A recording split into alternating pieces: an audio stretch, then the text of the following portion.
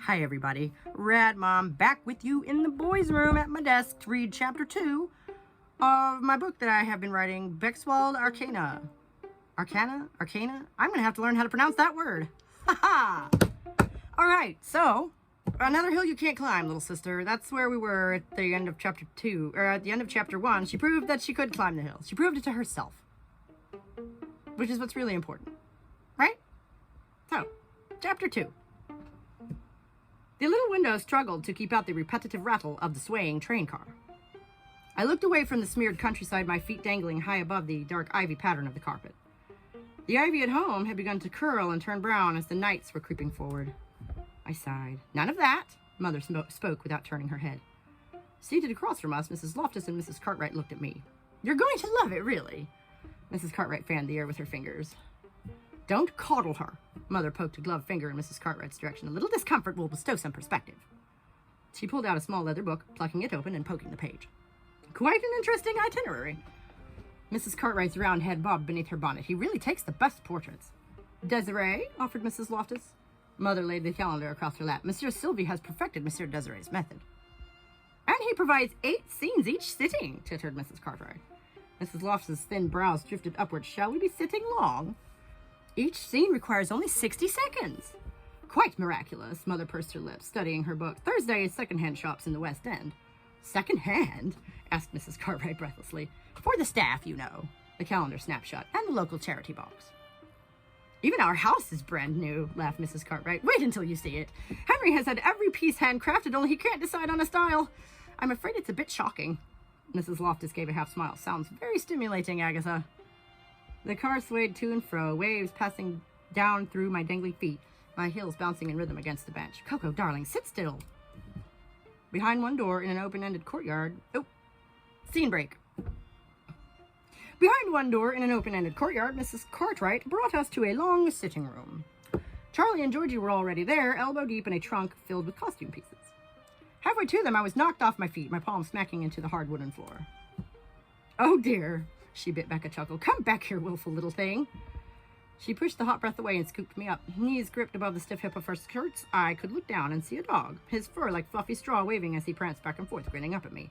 Jacques, arrête! A call from the next room heralded the entrance of a stout man wearing a checkered vest. He ran a hand along the dog's back. Pas touché, Jacques, pas touché. Lifting his arm, he tapped the air. Jacques, assis. Jacques sat, tail tucked beneath fluffy haunches.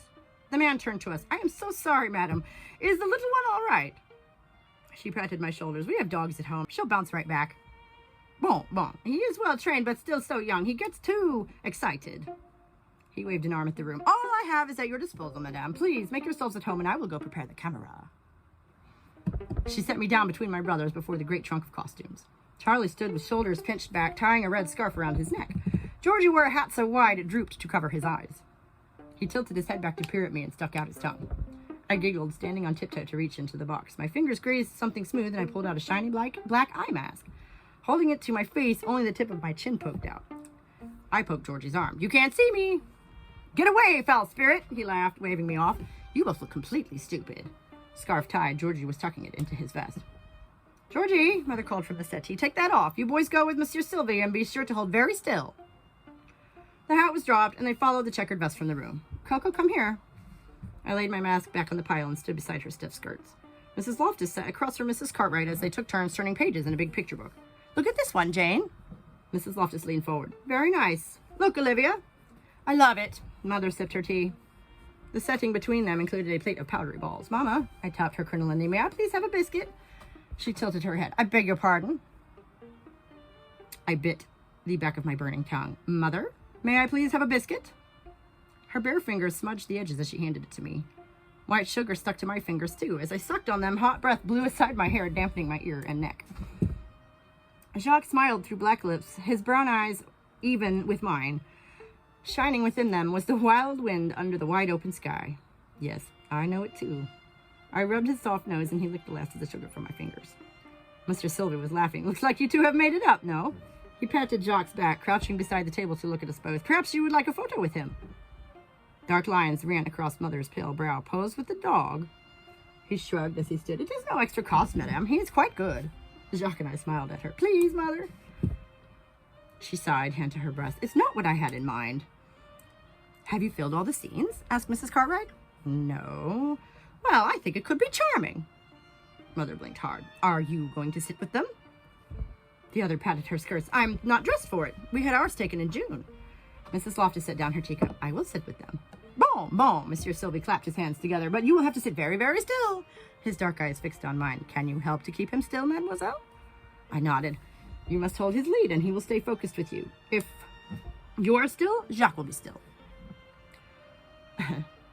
Random side. Changing the font size messed up some of my formatting, so some of the lines don't break where they should. Sorry. It did look better than this, and I'm not going to fix it right now because I am on book 3 now, and I am going to come back and fix all of this when I'm done. Thank you for all of your patience. Through the rear doorway and down a short corridor where the large room behind the black drapery was mostly empty. At one end, 2 cushioned chairs framed a short pillar. At the other squatted a huge metal insect, the camera. He reached into a pile of things along the far wall, producing a lopsided block. Laid before one of the chairs, it became 2 small steps. Once I had settled onto the cushion, he removed it, my feet left dangling. Mrs. Loftus sat opposite, gloves and bonnet tucked neatly into place. The photographer clipped a thin chain to the dog's collar, giving the wooden handle to me. You must be very, very still. I will. Jacques, assis. Jacques tucked his tail just beyond Mrs. Loftus's hem. Jacques, reste. The dog lay on his elbows, panting lightly. Bon garçon. He stepped back, taking in the scene. To pose with such beautiful ladies, you are a very lucky mutt. He tilted his head behind his long beard, studying us. Madame, put one of your gloves on the pillar and grasp the other as if you were taking it off. I'm sorry? It will give the portrait a sense of motion, madame. Ah, I see. She nodded, following his instructions. Bon, très bien. He backed away toward the camera, bringing his fingers together before his nose. And now, beautiful ladies, please be very, very still. He turned and darted beneath the skin of the camera in one smooth motion. Jacques let out a whine, but his eyes stayed with me. Mrs. Loftus cleared her throat, squirming slightly under rustling skirts. Jacques' attention fluttered toward the movement. The lead in my hand, slack and useless, I dared not make a sound. I reached for him in the wild wind under an open sky. He looked back, and we held the pose until Monsieur Sylvie emerged. Very good, ladies, very good. I'm sure he will fetch us when... Mrs. Cartwright's voice was in the corridor. 60 seconds, indeed. Mother tossed back the drape and strode into the room with Mrs. Cartwright on her heels. I am sorry, madame, stammered the photographer. We were just finished. Perfect. She smiled irrelevantly. The last few scenes are mine. I will fetch another chair. That's quite all right. She plucked me from my chair. I prefer to stand.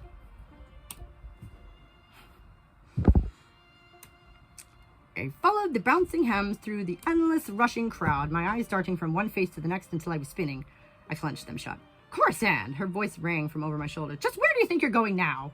She stood in a doorway, her nose red from the wind. She turned to follow Mrs. Loftus inside, and I scurried after. Weaving between racks of clothing, Mrs. Loftus ran a hand along a piece of fabric. What do you think of these? Mother lifted it and gave the seams a tug. Yes, these are better. I hope the master is in. Good afternoon. A thin young man in a tiny black hat held out his hand. To what do we owe a visit by such fine ladies as yourselves? She took his fingers for a moment, smiling coolly. I wish to speak to your father. This appears to be the finest stock around. We only take the best. He grinned.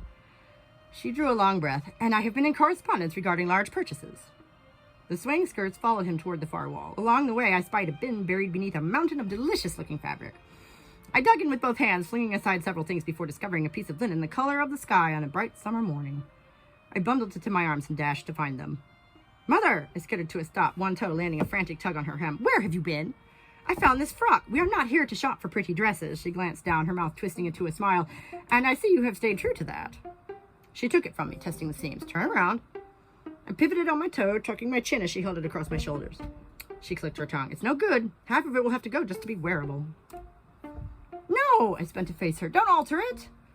She recoiled, blue linen clutched an ivory fist. What's your tone, young lady? I'm sorry. Hands clasped, I pleaded. I love it. I think I could do something with it. Mrs. Loftus spoke from beside Mother's elbow. It could make for good play clothes. You can pin it up that much? The older woman shrugged. I've worked magic before. Mother heaved a sigh that rippled through her hands, and she gave the linen a shake. Very well. Perhaps we can save some of your real clothes if you have something plain to wear into the bracken. She turned to the young man in the tiny hat. Pack this one up to take today, please, Peter. The young man had grinned at me as he handed me the brown paper parcel, the warmth of it staying with me all the way to the train station.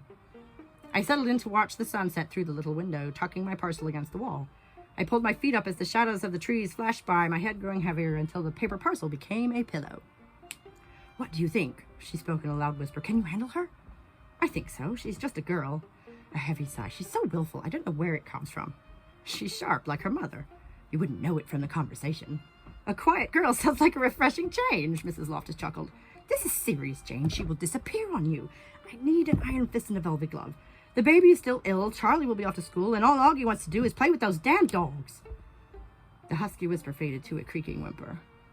"I think I can help, Livy." A sniff. "Truly? She just has so much to learn." And that's the end of chapter 2. Because I like short chapters, don't you?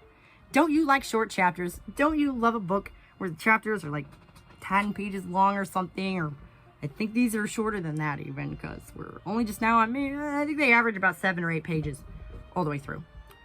So yeah, they're a little short, but I think that's good. They're short and sweet, you know, and I tried to, break it where the story demanded. Oh boy. And chapter 3 is Christmas, so be looking forward to that. Thank you so much for tuning in and for all of your support. And, please like the video if you enjoy my content, and if you're enjoying the book, subscribe to the channel for more of this and more of working hard to drag feminism back into the real world in every way possible, from every angle possible. I've been Rad Mom here doing a chapter reading for you from my book, Bexwold Arcana, and I will be back tomorrow with chapter 3. See you then. Bye.